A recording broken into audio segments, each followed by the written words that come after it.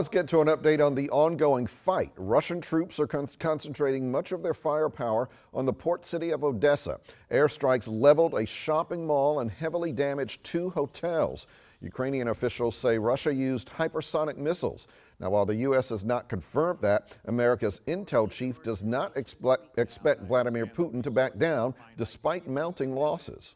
Putin most likely also judges that Russia has a greater ability and willingness to endure challenges than his adversaries, and he is probably counting on U.S. and EU resolve to weaken as food shortages, inflation, energy prices get worse.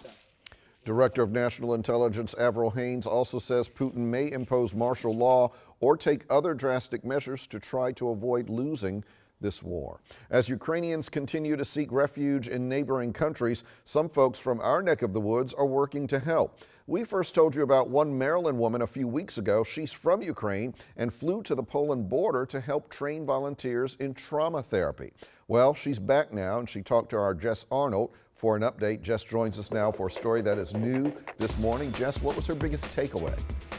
That the strength of the human spirit is immeasurable. She said she was surrounded by over 100 traumatized people working to help others cope. She's a filmmaker, so she shared some footage she took while she was over there in Poland.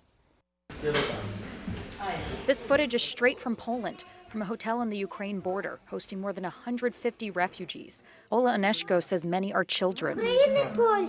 That hotel owner, Robert, that's him. He took it all on himself to give roof for these people. And then the local community came together, and it really moved me to the core to see what is it possible, what people can actually do when they put their heart into their action. They can do impossible and impossible to imagine scale.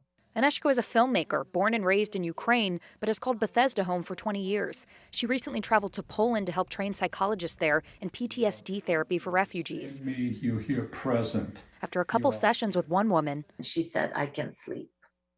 And to me, that was huge. Even if one person can sleep, I think we were successful. Successful on a larger scale, too.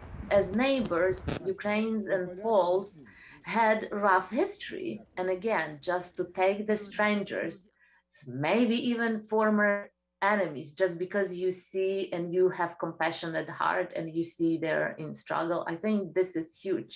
And it is rewriting history. Ola says their work is just beginning. On that trip, she also brought over shoes, bulletproof vests, communication supplies. And just last night, you can see on your screen, they packed up 40 pairs of shoes to ship overseas this week. She also plans to go back again in person to help out and document what they're calling this rewriting of history through human kindness. I love that phrasing of it. Tony.